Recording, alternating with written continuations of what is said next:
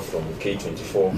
Kuna swali mwenzangu alikuwa ameuliza kwa kifupi tu kuhusiana na wale wabunge ambao walikuwa wanakujeli kwa labda kujilipizia pesa kuwatumikia wakazi wa Kiharu. Labda utawaambia nini? Tena niuliza alipouliza, alafu waibie siri kwa sababu si mara moja si mara mbili umeteuliwa kama mbunge bora.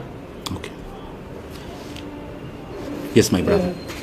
Mheshimiwa, I know you are doing campaign during 2022 and you have given Kenya a lot of promise. For the now, your name again? Aden Ibrahim from KBC. For now, for the 2.5 years now we are there. Where do you rate in terms of development across the country? Because you are sharing that that committee. In that terms of development, and you know the promise that you have given Kenya, where do you rate this administration in the last 2.5 years? Have they achieved their goal? Have they achieved their promise in the last 2 years? Okay. Where do you rate? Okay. Let me answer those two. I'll now try to be brief. One, my brother, your name? Majibu. Maswali yani anauliza swali. Majibu, my brother from K24. Yes. You've asked about Kiharu. I am always available to share our experiences in Kiharu. More than available. I mean, I have had sessions with my colleagues and I have explained to them basically what we do is optimization, labor-based implementation of projects. It saves us the profit that would have been made by the contractor. It also saves us a lot of cost. It guarantees quality also. And because it's something that needs a lot of time to explain, I am sure I'll give you some time. And yes, ameuliza pia wale wabunge walisema mambo bugeni last week, nitasema nini?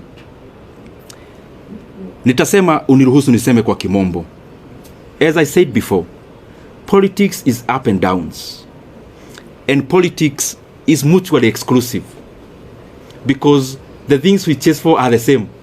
So sometimes, for a position to be created, one person has to forgo theirs. And therefore, it's always a chase. So, you also have to define yourself as a leader, the things you want to engage in. And respectively, as I say so, if I ask you as my brothers and sisters who are here, I ask you what Kibaki told anyone in the year 2008 when he was president, you'd hardly remember. You'd have to go to your files to check what Kibaki said. But if you travel through or on Thika Road Superhighway, you don't need to remember anything Kibaki said. You see it with your own eyes. So me, I believe that, yes, we have to talk as leaders because you have to explain where you are going, where you've come from. I mean, you cannot lock yourself in a room. You have to talk. But in many instances, I find that what is far-reaching and what is permanent and what is objective is more what you do than what you say.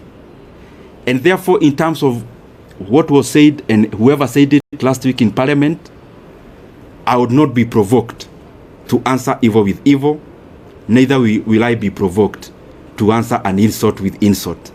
Time answers many things. Time answers so many things. I mean, if I allege, for example, if I come here and allege Kajim here is actually not from Kenya, and I say, no, I have evidence, he's actually not from Kenya. Only time. He may not need to say much. The truth and the facts have a way of outliving words. And I hold no grudge against anyone. It is too burdensome to carry any hatred. It is too heavy to carry any ill will against anyone. I mean, you can only do that to the advantage of the people who calculate to make you wander from your path. One last question.